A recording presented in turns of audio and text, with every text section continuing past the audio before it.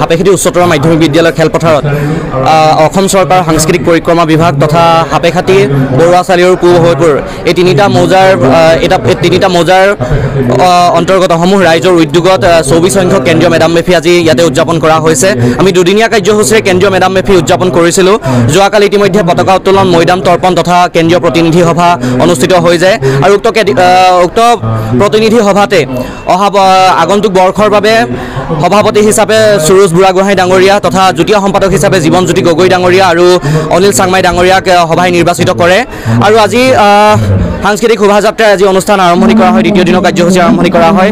আৰু তাৰ পাছতে এতিয়া দেখিছে মুকলি সভা চলি আছে। মুকলি সভাতে অসম চৰকাৰৰ সাংস্কৃতিক বিভাগৰ মন্ত্ৰী বিমল বৰা ডাঙৰীয়া উপস্থিত আছে। লগতে আমাৰ এই অঞ্চলৰ বিধায়ক ধৰ্মেশ্বৰ কোঁৱৰ ডাঙৰীয়া উপস্থিত আছে। বহুকেইজন অসম চৰকাৰৰ গণ্যমান্য ব্যক্তি উপস্থিত আছে, মন্ত্ৰী উপস্থিত ইয়াতে আছে তথা বিভিন্ন জাতীয় জনগোষ্ঠীয় সংগঠনৰ বিষয়ববীয়াসকল আমাৰ ইয়াতে উপস্থিত আছে। আৰু ইয়াৰ পাছতে আচলতে আমাৰ মুকলি সভা শেষৰ পাছতে আজি যি মেডাম মেফি ভোজো ইতিমধ্যে চলি আছে আৰু মেডাম মেফি ভোজৰ পাছতে আজি আমাৰ অনুষ্ঠানটো সামৰণি পৰিব।